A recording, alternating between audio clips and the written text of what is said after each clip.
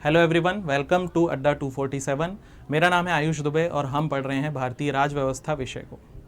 आज का जो हमारा टॉपिक है वो है DPSP, directive principles of state policy, राज्य के नीति निदेशक सिद्धांत। ठीक है, ये हमारा भारतीय राज व्यवस्था सीरीज का चौथा वीडियो है, चौथा लेक्चर है। इसके पहले हम 3 टॉपिक और पढ़ चुके हैं। वो 3 टॉपिक हमारे क्या क्या थे? सबसे पहले हमने डिस्कस किया था कि भारत के संविधान, जो भी हमारा भारतीय संविधान है, उसके भाग के बारे में हमने डिस्कस किया था। संविधान के पार्ट्स क्या होते हैं उनके बारे में डिस्कस किया था। जब हम दूसरा लेक्चर हम ले रहे थे वहां पर हमने डिस्कस किया था कि संविधान जो है, भारतीय संविधान के भाग हमने डिस्कस किए हैं। दूसरे में हमने नागरिकता और भाग 1 जो भारतीय संविधान का है, यानी भाग 1 में संघ और उसका राज्य क्षेत्र, और भाग 2 में जो नागरिकता, इसके बारे में हमने डिस्कस किया। और जो तीसरा लेक्चर था वो था हमारा भाग 3, जहां हमने डिस्कस किया था फंडामेंटल राइट्स के बारे में, मौलिक अधिकारों के बारे में। उसी सीरीज को आगे बढ़ाते हुए आज चौथा जो हमारा लेक्चर है वो है डीपीएसपी, राज्य के नीति निदेशक सिद्धांत। सबसे पहला सवाल यह आता है कि डीपीएसपी है क्या, ठीक है, या ये क्यों जरूरी है। आप ऐसा समझिए कि क्या ऐसा हो सकता है कि भारत एक ऐसा देश बन जाए जहां गरीबी ना हो, ठीक है, जहां शिक्षा, स्वास्थ्य जैसी बेसिक आवश्यकताएं बिल्कुल सबको निःशुल्क मिल जाए, जहां न्याय, पूरी तरह न्याय हो, आर्थिक न्याय, सामाजिक न्याय, राजनीतिक न्याय, समाज में किसी भी तरह का भेदभाव ना हो, जहां पंचायतें हों और पंचायतें पूरे देश का विकास बहुत अच्छे से कर रही हो। यदि किसी का कोई पुलिस केस बन जाए, यदि कोई क्रिमिनल केस बन जाए, तो वकील जो है उसकी एसेसिबिलिटी, यानी वकील फ्री में मुहैया हो जाए। क्या इस तरह का भारत बनाया जा सकता है? बताइए, एक आदर्श राज्य, एक आदर्श भारत बनाया जा सकता है? आप में से जिन्होंने पॉलिटिकल साइंस पढ़ा है या कॉलेज या पोस्ट ग्रेजुएशन में, या जो दर्शन को थोड़ा बहुत समझते हैं, दर्शन शास्त्र, उन्होंने प्लेटो का नाम सुना होगा। एक दार्शनिक हुए हैं ग्रीक, प्लेटो।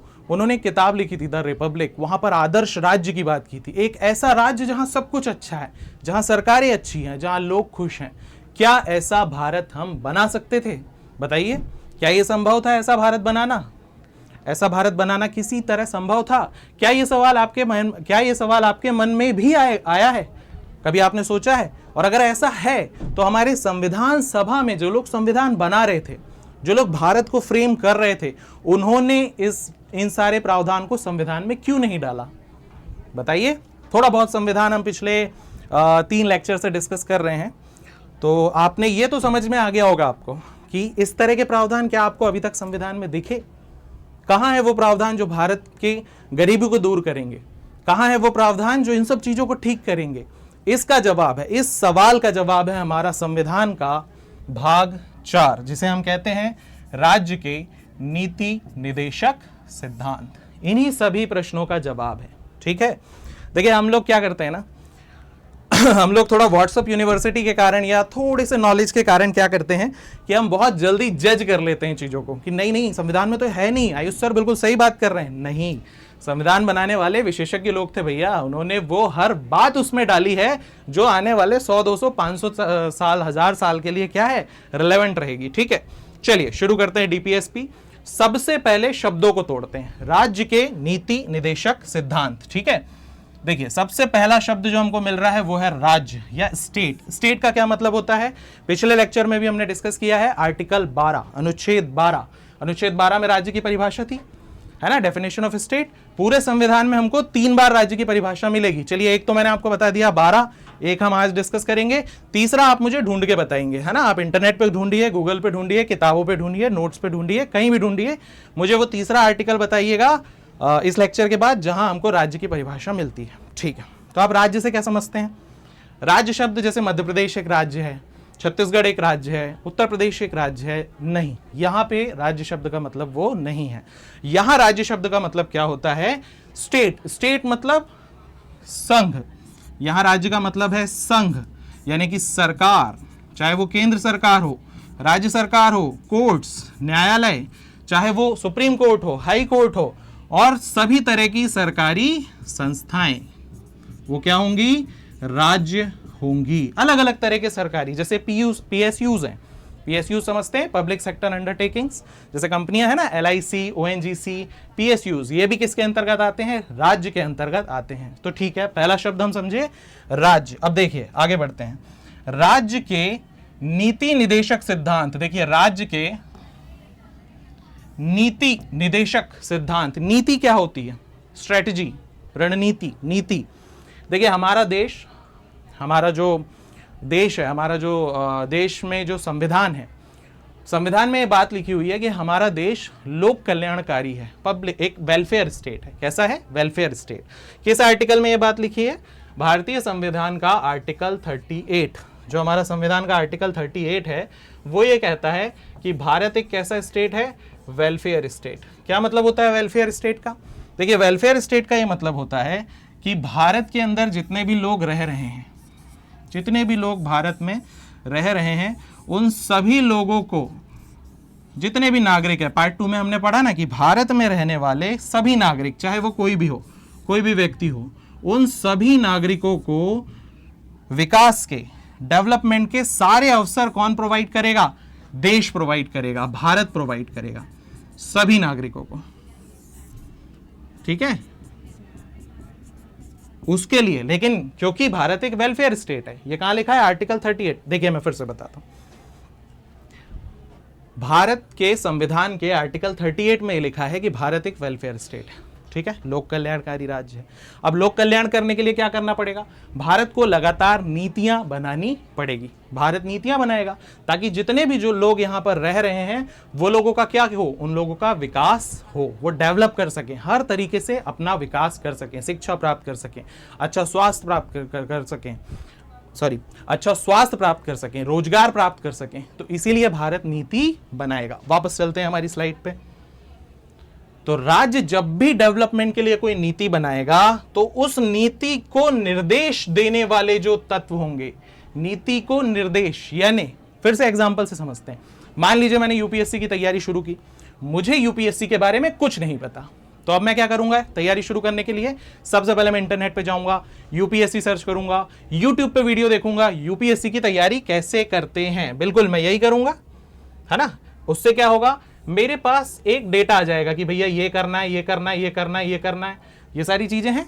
अब मैं ये देखते हुए अपनी आगे की रणनीति बनाऊंगा। बस यही है डीपीएसपी, बिल्कुल यही है डीपीएसपी। एग्जाम्पल ध्यान से समझिए, मुझे यूपीएससी की तैयारी करनी है, मैं यूपीएससी के बारे में कुछ नहीं जानता, मैंने यूट्यूब के वीडियोस और जो वेब पेजेस आते हैं सर्च करके, गूगल सर्च करके कुछ डेटा लिया, उसको रख दिया। अब मैं क्या करूंगा? अब मैं इन नीतियों का उपयोग करके अपने लिए रणनीति या स्ट्रेटजी बना लूंगा। सरकार बिल्कुल यही कर रही है इस देश की। देखिए संविधान ने पहले से स्ट्रेटजी बना के दिया है कि आपको क्या क्या करना है। पार्ट 4 में डीपीएसपी कि जब भी आपको जनता का वेलफेयर करना है, ये हमारी जनता, यदि भारत में हमें सरकार को, संविधान में लिखा है कि यदि सरकार को जनता का कल्याण करना है तो वो किसको देखेगी? पहले डीपीएसपी को पढ़ेगी, और जब डीपीएसपी पढ़ लेगी उसके बाद अपनी नीतियां बनाएगी। मुझे उम्मीद है आपको समझ में आ रहा है, किसी भी तरह का कोई डाउट नहीं है, समझ गए? तो ये है डीपीएसपी, है ना, कि जब भी सरकार को कोई नीति बनानी है भारत के लोगों के कल्याण के लिए, तो वो नीति सरकार कब बनाएगी?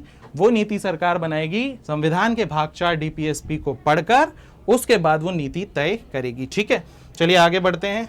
भाग 4 में और क्या क्या चीजें हैं उनको हाईलाइट करते हैं। सबसे पहले अगर बात करें तो इसका मुख्य उद्देश्य क्या है, तो जो हमने डिस्कस किया वही है, भारत को एक कल्याणकारी राज्य हमको बनाना है। ठीक है, अगला पॉइंट है ये प्रकृति में गैर न्यायिक है। गैर न्यायिक या नॉन जस्टिसेबल का क्या मतलब होता है? देखिए बड़ा छोटा सा डिफरेंस है, इसको हम डिटेल से एक अलग वीडियो में अलग डिस्कस करेंगे।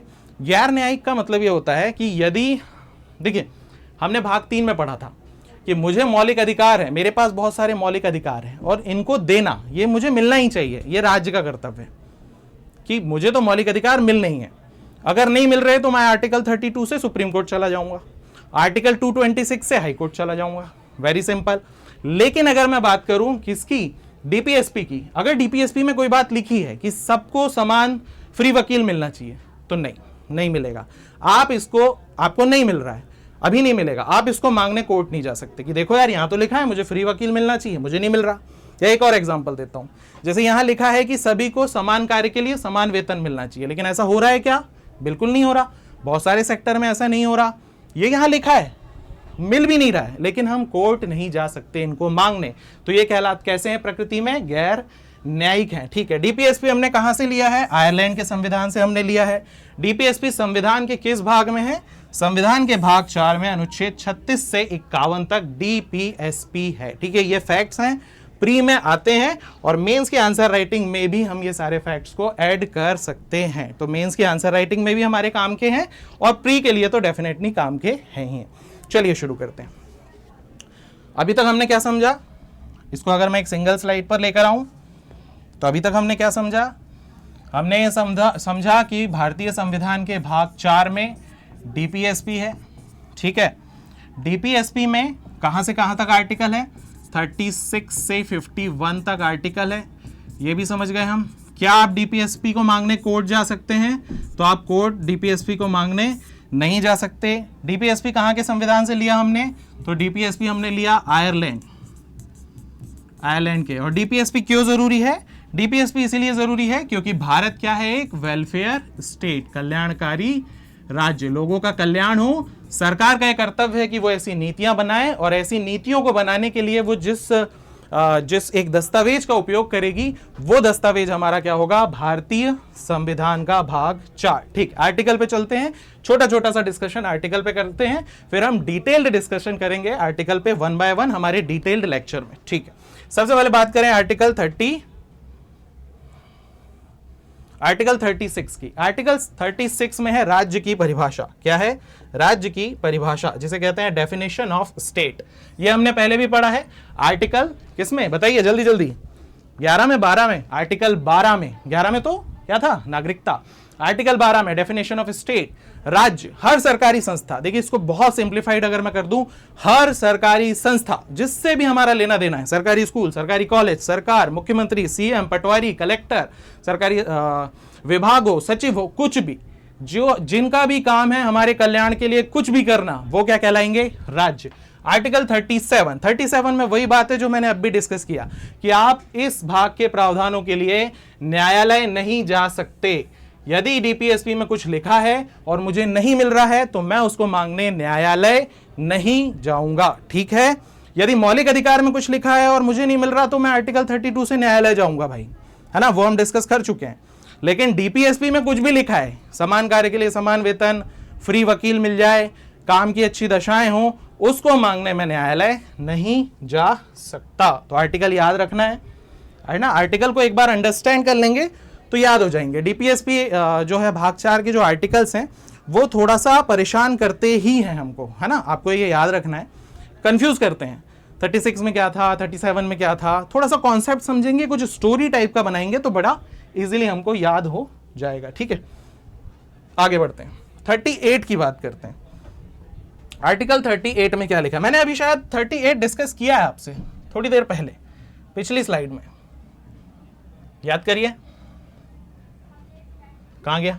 ये है 38। बस यही याद रखना है, यही है 38। भारत क्या है? एक वेलफेयर स्टेट। वेलफेयर कई तरह का होता है ना, राजनीतिक वेलफेयर होता है, पॉलिटिकल वेलफेयर होता है, सोशल वेलफेयर होता है।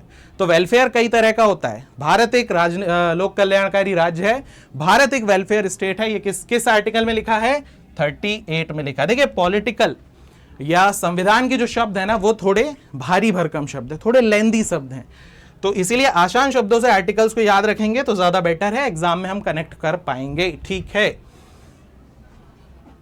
38 तक हम पढ़ चुके हैं, आगे बढ़ते हैं 39 पे चलते हैं। आर्टिकल 39 में क्या है बताइए? देखिए 39 क्या है? 3 तरह के न्याय होते हैं। कितने तरह के? 3 तरह के।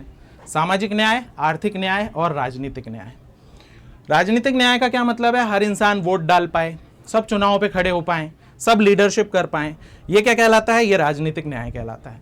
आर्थिक न्याय का क्या मतलब है? आर्थिक न्याय का मतलब है कि सब पैसा एक ही व्यक्ति के पास ना हो, समाज में ऐसा ना हो कि एक ही आदमी बहुत अमीर बन गया, बाकी लोग गरीब के गरीब रह गए, ये नहीं होना चाहिए, ये कहलाता है आर्थिक न्याय। और सामाजिक न्याय का क्या मतलब है कि ऐसा ना हो कि गांव में कोई कुआं है और कुएं में कोई एक ही समाज के लोगों का हक है, बाकी लोग पानी नहीं पी पा रहे, गर्मी का मौसम है, बुंदेलखंड वाला एरिया है भारत का बीच जहां पानी नहीं है, ये नहीं होना चाहिए। ये है सामाजिक न्याय।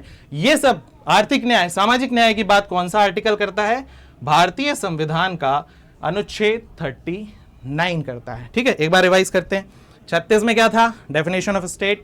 37 में क्या था? न्यायालय नहीं मत जाएंगे भाई आप, डीपीएसपी में कुछ लिखा है आप मांगने न्यायालय नहीं जाएंगे। 38 में क्या है? भारत लोक कल्याणकारी राज्य है, जनता का कल्याण सर्वोपरि है, इसके ऊपर भारत में कुछ करना ही नहीं है सरकार को, बस कल्याण करते रहिए, जनता का कल्याण। 39 तीन तरह के न्याय, ठीक है, याद रखिएगा। आगे बढ़ते हैं। 39A देखिए, एक संविधान संशोधन हुआ था, 42वां संविधान संशोधन अधिनियम। कौन सा? 42 कॉन्स्टिट्यूशनल अमेंडमेंट एक्ट। मैं थोड़ा शॉर्ट में लिख रहा हूं। 42वां संविधान संशोधन अधिनियम कब हुआ था? 1976 में। इसको कुछ और नाम से भी जानते हैं, जिन लोगों ने ये पढ़ा है बताइए। इसका एक नाम और था, है ना, क्या कहते हैं इसको? लघु संविधान, मिनी कॉन्स्टिट्यूशन कहते हैं। बहुत सारी चीजें इस वक्त में बदल गई थी। उस वक्त पे एक आर्टिकल आया था 39A। देखिए कैपिटल ए लिखा है। संविधान में जहां भी स्मॉल ए में कोई चीज लिखी है वो पहले से संविधान में थी, जहां भी कैपिटल कर दिया हमने यानी बाद में अमेंडमेंट से जोड़ी गई है, संशोधन से जोड़ी गई है, बिल्कुल। तो 39A में यह हुआ कि यदि कोई गरीब व्यक्ति है और वो कोर्ट तक नहीं पहुंच पा रहा, उसके साथ कुछ सही नहीं हो रहा है, उसको न्याय चाहिए, तो सरकार का, राज्य का यह दायित्व है कि उसको फ्री निःशुल्क विधिक सहायता, वकील दे दो, थोड़ा बहुत बता दो कि यहां जाओ और उसको न्याय दो। क्योंकि भारत कैसा है? लोक कल्याणकारी। हमको हर व्यक्ति का ध्यान रखना है भाई, हर व्यक्ति का, हर नागरिक का। ये कहां लिखा है? 39 में। 40 की बात करें तो देखिए आर्टिकल 40 बहुत इंपॉर्टेंट है। इसको गांधीयन आर्टिकल भी कहते हैं। क्या कहते हैं? Gandhian article. What is the meaning of Gandhian article? Gandhian article का यह मतलब है कि गांधी जी का यह सपना था कि भारत में विकेंद्रीकृत शासन व्यवस्था हो, डिसेंट्रलाइज्ड शासन व्यवस्था हो, यानी शासन जो है ना वो ऊपर से ना चले, प्रधानमंत्री आदेश देंगे और प्रधानमंत्री से फिर नीचे कुछ काम होगा, ऐसा ना हो। देखिए मैं आपको उदाहरण बताता हूं। आपके गांव की समस्या आपके गांव का लोग ज्यादा जानते हैं या प्रधानमंत्री? ऑब्वियसली आपके गांव के लोग। तो आपके गांव के लोगों की समस्या आपके गांव के लोग ज्यादा बेहतर सुलझा सकते हैं यदि उन्हें थोड़े से संसाधन दे दिए जाएं। छोटी सी नाली बनाना है, सफाई का काम है, अब इसके लिए पीएम क्यों परेशान हो? आपके गांव का कोई छोटा सा लीडर सुधार सकता है उस समस्या को। इसीलिए लाया गया ग्राम पंचायतों का कॉन्सेप्ट, है ना। इसको कहते हैं डिसेंट्रलाइजेशन ऑफ पावर, शक्तियों का विकेंद्रीकरण। तो किस संविधान को, किस आर्टिकल को गांधीयन आर्टिकल कहते हैं? आर्टिकल 40 को गांधीयन आर्टिकल कहते हैं। भारतीय संविधान के किस आर्टिकल में ग्राम पंचायतों का गठन लिखा है? 40 में। ठीक है, 41 की बात करते हैं। 41 क्या है? देखिए 41 क्या बोल रहा है कि बेरोजगारी, बुढ़ापा, बीमारी, विकलांगता। देखिए ऐसा नहीं है कि हर व्यक्ति स्वस्थ है, कुछ व्यक्ति के साथ कुछ विशेष परिस्थितियां होती हैं। ऐसे विशेष परिस्थिति के लोगों को काम, शिक्षा, है ना, और पब्लिक सहायता, मतलब सरकार थोड़ी सहायता करे, वो सारी चीजें होती रहे। ये कहां लिखा है? आर्टिकल 41 में, है ना। ऐसे लोग जो सक्षम नहीं है उनकी मदद करना किसका काम है? सरकार का। कहां लिखा है? आर्टिकल 41 में। आर्टिकल 42, और देखिए एक स्टोरी बनाने की कोशिश करता हूं मैं। 41 में सरकार ने उन लोगों को काम दिया जो जिनके पास काम नहीं है, जो थोड़े असक्षम है, विशेष वर्ग। 42 में कह रहे हैं कि काम ऐसा दीजिए जो मानवोचित हो, करने लायक काम दीजिए ना। आप कोई महिला है, उससे जो शारीरिक रूप से थोड़ी कमजोर है, उसको भारी भरकम वजन उठाने वाला आप काम दे रहे हैं, नहीं, ये नहीं करना है आपको। काम ऐसा दीजिए जो उचित हो, है ना। महिलाओं से कोई रिस्की जगह पे काम नहीं कराना, रात में काम नहीं कराना। हालांकि ये ऐसा नहीं है, आजकल महिलाएं बहुत बड़े बड़े काम कर रही हैं इस देश में, फाइटर प्लेन्स भी उड़ा रही हैं, लेकिन उनकी जो दशाएं हैं वो अच्छी हो। यदि मशीनों पे काम कर रहे हैं, हाथ गंदे हो रहे हैं, तो ग्लव्स दीजिए। इस तरह की चीजें कहां लिखी है? आर्टिकल 42 में। अच्छा, अगर नहीं मिल रहा है तो आप कोर्ट नहीं जा सकते भैया, है ना, न्यायालय मांगने आप नहीं जा सकते। ठीक है। 43 की अगर हम बात करें तो सिर्फ जो आप काम करा रहे हैं वो फ्री में नहीं कराना आपको। काम के लिए कम से कम आप इतना तो पैसा दीजिए कि उसका जीवन चल सके। निर्वाह मजदूरी, न्यूनतम मजदूरी दर होती है, हर स्टेट में होती है, इससे कम पैसा तो मिलना ही नहीं चाहिए, है ना। मजदूरों के लिए भी फिक्स होता है, ठीक है, हर किसी के लिए कि कम से कम आप कोई भी काम कराएं इतना पैसा तो मिलना ही मिलना चाहिए। ठीक है, 43 आर्टिकल देखिए, ये संविधान में फिर से बाद में जोड़ा गया 43 कैपिटल ए। इसमें क्या लिखा हुआ है कि हाँ, अब ऐसा नहीं है कि आप सिर्फ काम कराते जा रहे हैं, सिर्फ काम नहीं कराना है, आपको पार्टिसिपेशन भी देना है। ऐसा हिस्ट्री में हम पढ़ते हैं ना, गांधी जी अहमदाबाद गए थे एक बार और अहमदाबाद मिल में मजदूरों के साथ वो आंदोलन करने बैठ गए थे। 1918 का केस है, अहमदाबाद मिल आंदोलन है ना, ऐसा कुछ हुआ था। और वहां से गांधी जी ने एक ट्रस्टीशिप का सिद्धांत दिया था। ट्रस्टीशिप, एक ट्रस्ट बिल्ट होना चाहिए काम करने वालों और मालिकों के बीच में। ठीक है, ट्रस्टीशिप का सिद्धांत कि भले ही हम किसी कंपनी में, मालिक की कंपनी में काम कर रहे हैं, लेकिन हमारा भी एक यूनियन हो, हम भी अपनी बात रख सकें, है ना, जो भी लाभ है उसका हिस्सा मिले, लाभांश का हिस्सा हमें मिले। यह है ट्रस्टीशिप का सिद्धांत। तो वही बात यहां भी है, कहां पर, आर्टिकल 43A में, कि मजदूर जो है उनको क्या, जितने भी श्रमिक हैं उनको क्या हो, उद्योगों में पार्टिसिपेशन के लिए क्या मिले, मौका मिले। 43B क्या है, 43B बाद में जोड़ा गया है। सहकारी समिति, देखिए सहकारी समिति क्या होती है, यह 97वां संविधान संशोधन था, 2011 में 43B जोड़ा गया। सहकारी समिति क्या है, मैं सिर्फ 2 उदाहरण दूंगा, आप समझ जाएंगे। गांव की 10 महिलाएं हैं जिनके पास कोई काम नहीं है, 10-10 हजार रुपए उन्होंने जोड़ा और एक छोटा सा क्या बना लिया, संगठन, और बढ़िया पापड़ बेचने लगी। आगे चल के वो इतना बड़ा ब्रांड बन गया, लिज्जत पापड़, करोड़ों का बिजनेस है। ये है सहकारी समिति। अमूल का नाम सुना होगा आपने, आनंद मिल्क यूनियन लिमिटेड, है ना, अमूल दूध पीता है इंडिया, ये टैगलाइन है, ऐड बहुत आते हैं। ये है सहकारी समिति, यानी गांव के कुछ लोग अपनी ही समस्याओं को, रोजगार की समस्याओं को, आर्थिक समस्याओं को दूर करने के लिए आपस में पैसा जोड़कर एक संगठन बना ले और पूरी दुनिया में नाम रोशन करें, आगे बढ़े, है ना। अमूल दूध पीता है इंडिया, जरूर देखा होगा आपने ऐड, 100%। ये है आर्टिकल 43B। ये संविधान में नहीं है, ये 97वें संविधान संशोधन अधिनियम, कॉन्स्टिट्यूशनल अमेंडमेंट एक्ट 2011 से आया। अब एक सवाल है मेरा यहाँ पे, आपको ये मुझे कमेंट करके बताना है कि सहकारी समिति जो शब्द है ना, कोऑपरेटिव्स जो शब्द है, ये संविधान में कितनी जगह पर है, किस किस आर्टिकल में है, कमेंट करिए, बताइए, मैं पढ़ रहा हूं। ठीक है, अब बात करते हैं आर्टिकल 44 की। ये बहुत चर्चा में रहा है, UCC आपने सुना होगा पक्का, यूनिफॉर्म सिविल कोड, है ना। क्या है बेसिकली UCC, देखिए UCC क्या है। UCC का ये मतलब है, 3 बातें याद रखनी है, शादी, विवाह यानी विवाह, संपत्ति और तलाक। 3 बातें, कौन कौन सी 3 बातें, विवाह। अब आपका ध्यान इस तरफ आ गया होगा, अब सर क्या बताने वाले हैं बताइए, विवाह, तलाक और संपत्ति। चाहे आप किसी भी धर्म के हो इस देश में, लेकिन इन 3 से रिलेटेड कानून सभी धर्मों के लिए समान होने चाहिए। विवाह, संपत्ति और तलाक, इन 3 से रिलेटेड कानून सभी के लिए समान होने चाहिए। ये कहां लिखा है, आर्टिकल 44 में, राइट। आगे बढ़ते हैं, आर्टिकल 45 में चलते हैं। क्या है आर्टिकल 45, कहां गई हमारी स्लाइड, ये आर्टिकल 45। देखिए, 6 वर्ष की आयु तक के बच्चों के लिए देखभाल और शिक्षा। ठीक है, 6 वर्ष से ज्यादा आयु के जितने भी बच्चे हैं उनके लिए देखभाल और शिक्षा के सभी प्रावधान करना किसका काम होगा, राज्य का काम होगा। राज्य एक लोक कल्याणकारी राज्य है, इसीलिए राज्य का काम होगा।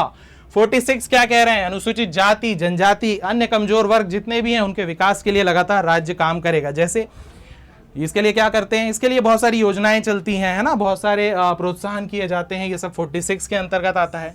47 की अगर हम बात करें तो 47 में क्या है, देखिए, जीवन स्तर सुधारना है ना, पोषण स्तर सुधारना है लोगों का। देखिए, यदि किसी देश के नागरिक स्वस्थ नहीं होंगे ना तो देश डेवलप नहीं हो पाएगा।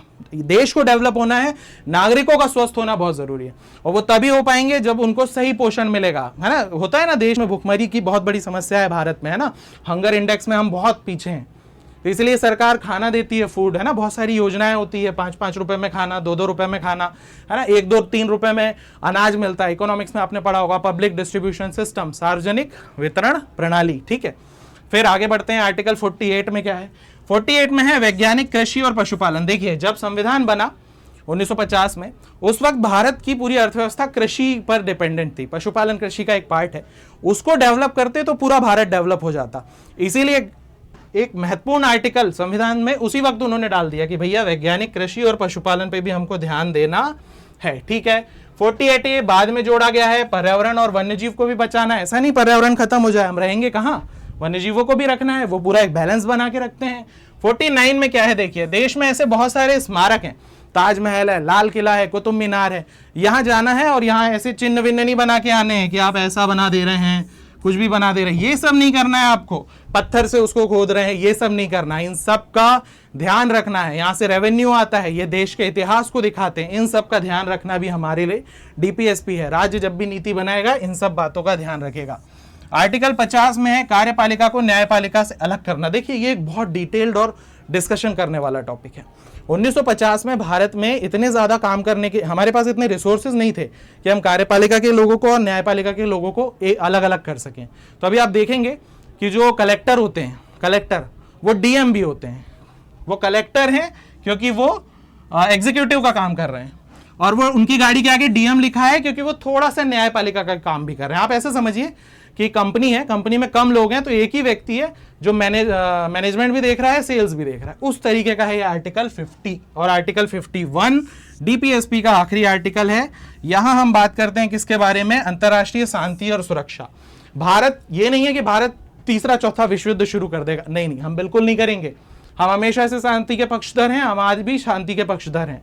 सभी देशों से सहयोग की भावना करेंगे, छोटे छोटे संगठन बनाएंगे, जैसे हमने बनाया भी है ना, भारत ने गुटनिरपेक्ष आंदोलन को लीड किया है, भारत ब्रिक्स का मेंबर है, भारत सार्क के सम्मेलनों में जाता है, G20 का सम्मेलन भारत में हुआ था, अभी आप बताइएगा कब हुआ था, कौन से नंबर का था। भारत अंतर्राष्ट्रीय शांति और सहयोग को बनाएगा, पूरे देश पूरी दुनिया को आगे बढ़ाएगा। ये भारत का क्या है, एक पूरा का पूरा विचार है, इस आइडियोलॉजी पे भारत चलता है, और ये हमारे डीपीएसपी का एक टॉपिक है। ठीक है, समय कम था, हमने जल्दी से ज्यादातर चीजों को कवर करने की कोशिश की है।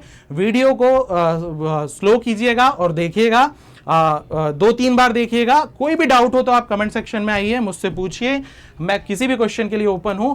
और इसी तरह पढ़ते रहिए, रिवाइज करते रहिए, अगले टॉपिक के साथ फिर मिलेंगे जल्दी। जय हिंद, जय भारत, नमस्कार।